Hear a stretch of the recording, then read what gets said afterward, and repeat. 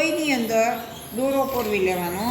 દોરો પરવી આપણે લાઈનની જે ડિઝાઇન હોય છે તેના ઉપર પોઈન્ટથી સોઈને બહાર કાઢશું. બરાબર. હવે થોડુંક નીચે જઈ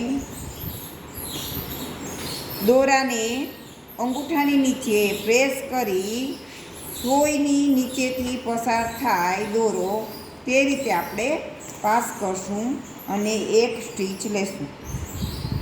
એ જ રીતે ફરીથી અંગૂઠાથી પ્રેસ કરી અને ફરીથી આપણે સમાન અંતરે સોયને પસાર કરી આંટી લઈ અને ફરીથી એક સ્ટીચ લેશું.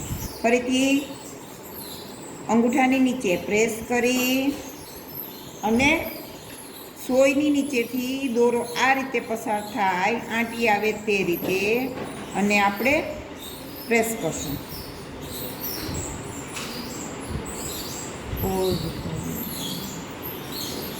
હવે આ રીતે આપણે એન્ડ સુધી આવી છેલ્લો સ્ટીચ લઈ અને ત્યાં આપણે પૂર્ણ કરી અને આ રીતે જ્યારે આપણે ઉપર જશું ત્યાં નીચેની સાઈડ જઈ અને એક હળવી ગાંઠ બાંધી લેશું જેથી કરીને એ ટાંકો ખુલે નહીં. માટે બટન હોલ સ્ટીચ માટે આપણે પહેલાં તો જે સ્ટીચ માટે કાપ મૂકેલ છે ત્યાં ખૂણા ઉપરથી સોય ઉપર લઈ આવશું. ત્યાર પછી ફરીથી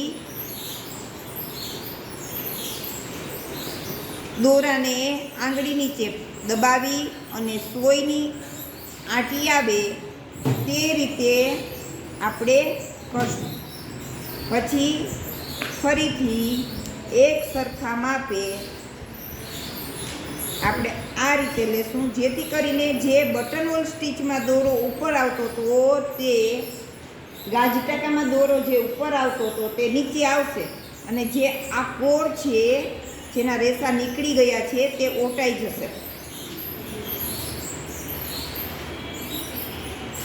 બંનેમાં ફરક એટલો છે કે એકને અંગૂઠાથી પ્રેસ કરીને રાખીને દોરો ઉપર લેવાનો છે અને જ્યારે બટન હોલ સ્ટીચમાં દોરાને નીચેની સાઈડ એટલે કે કટિંગ કરેલા ભાગમાં આવે તે રીતે કોર ઓટાય તે રીતે લઈ આવવાનો છે.